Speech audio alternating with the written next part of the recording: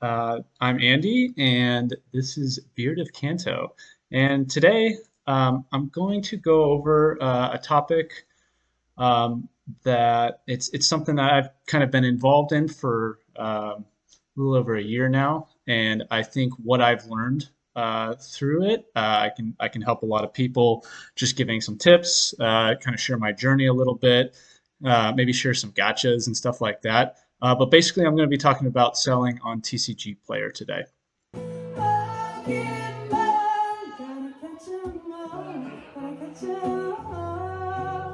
So yeah, just as a little bit of an overview, you can see I have roughly, let's see, I have about 2,500 inventory up. I have roughly almost 500 sales to date. Let's see, almost 100 in the last 90 days. I think that's actually a little bit higher. For some reason, it doesn't report kind of I think the ones that haven't actually reached the buyer yet. So that's a little bit higher. But anyway, I feel like I'm at a place where I can share what I've learned. Some things that I learned pretty quickly, other things that took a little bit of time to learn. So hopefully I can go over that with you guys today, and it'll be helpful, especially if you're just getting started. So the first thing I want to go over is getting your first sales, because this can be tough, especially there's different seller levels. You can see I'm at seller level 4 right now, but if you're first starting, you're going to be at seller level 1, where you can only list 100 items. So there's just it's hard to work with that at first, but there are ways of getting your first sales. There are ways of kind of moving that along so that you can move up the levels here. But kind of the two tips that I would say for your first sales is, number one, you're going to have to list at least a few like $20 to $50 range cards. The reason for this is just because they sell faster. I mean, it's really that simple. The the lower end cards just sometimes don't sell that fast unless it's something like really playable or something like that. Um, but the $20 to $50 cards, I find I'll list them, and within a week, most of them are sold, especially if they're modern cards. So that would be kind of the first thing. If you're at this level, kind of one of these lower levels, and you're trying to get more sales, you're trying to get some feedback and stuff like that. Start listing a few higher end cards. You might say, well, I don't really want to list higher end cards. The reason I'm selling on TCGPlayer is to sell my lower end cards so that I could, buy higher end cards. And I totally get that.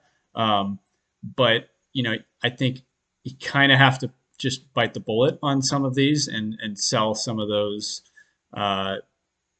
more expensive cards to get your first sales. The next tip to get those, initial sales is to use TCGLow pricing. Now, so if I go to my inventory here, I'm just going to click on a random one here. It's not even Pokemon here, but you can see there's a market price, but then there's also a TCG lowest listing. So that's the lowest listing, the lowest price that someone can currently get it at. And so if I'm trying to get my initial sales and I don't have any rep yet, I don't have any feedback, the way that I'm going to get those sales is by being the lowest, having the lowest price, basically.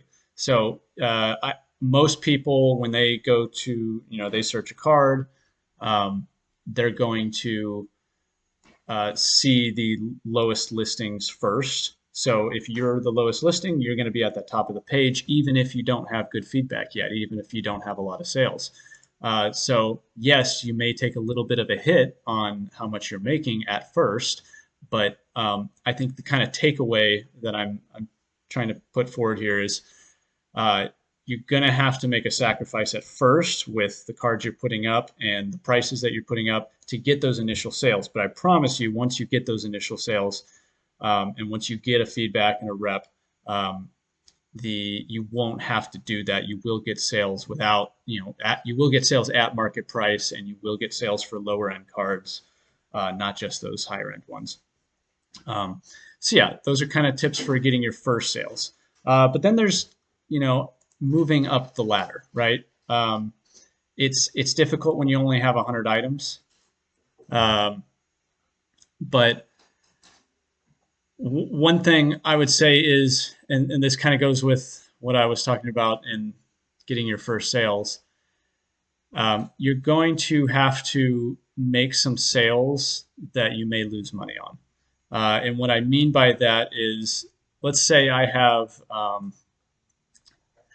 I've got my 100 items listed and I've got one up there for like 50 cents.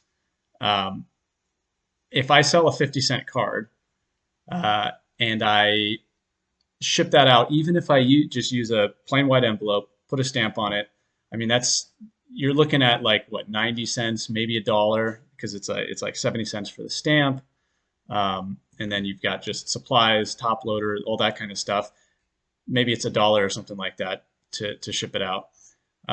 So you're losing money on a 50-cent card. But what you're paying for, what you're getting in return, is reputation and potentially feedback, positive feedback. So this is, I know it's difficult, but moving up the seller ladder, or the level ladder here, does maybe take some, a little bit of sacrificing on earnings at the beginning. So kind of same idea as, what I was talking about with getting your first sales. The other thing I'd say is, as you're moving up this ladder, it's very important to maintain good feedback. You can see here I have a few neutral feedbacks, and one of the things that caused me that is I slacked a bit on how I packaged the cards. Trying to do it without a top loader, or I wouldn't print out the, when you get a sale, there's a paper where you can print out the order. I would try to kind of save on ink and stuff like that, and by just writing a nice note on a piece of paper and sending that out.